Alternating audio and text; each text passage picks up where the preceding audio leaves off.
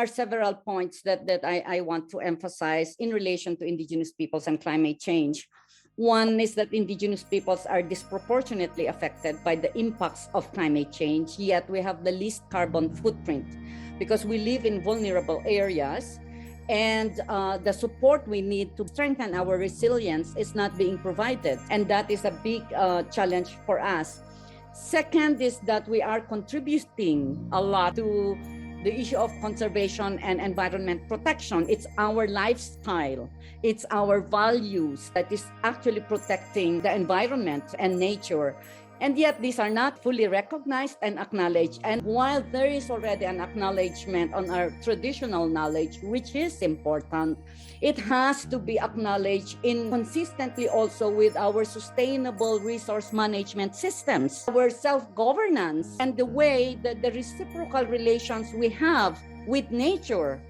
Because if you just take out the knowledge without taking this holistic approach that we do, then we are not going to tackle climate change the way it should be. And this is the biggest contribution of Indigenous people for the world to reflect on how we are actually treating nature, the relationship that we have. It's time to renew the reciprocal relations, and that's where Indigenous peoples come in. We have not only the knowledge, but the system, the values, the principles, and the governance that comes with it. The third is that the solutions, some of the solutions to climate change are actually adding insult to injury for Indigenous peoples. What are these? For example, the development of dams and nuclear as so-called clean energy in Indigenous territories is resulting to land grabbing, massive displacement, more poverty. All of this, because it's again being imposed without our consent. Even renewable energy like solar farms and windmill, they are put in our territories, completely disregarding the value of those areas to us. We are relying in these areas for our livelihood.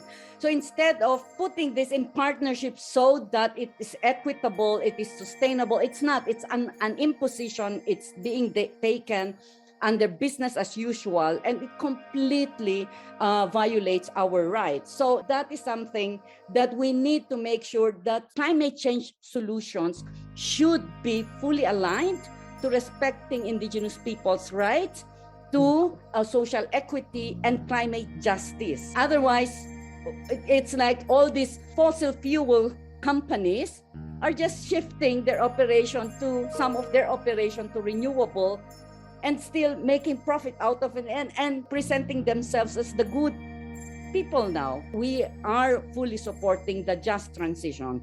We really need to do away from fossil fuels, but we have to make the shift to renewable energy in the right way, and not for Indigenous peoples to again be victims.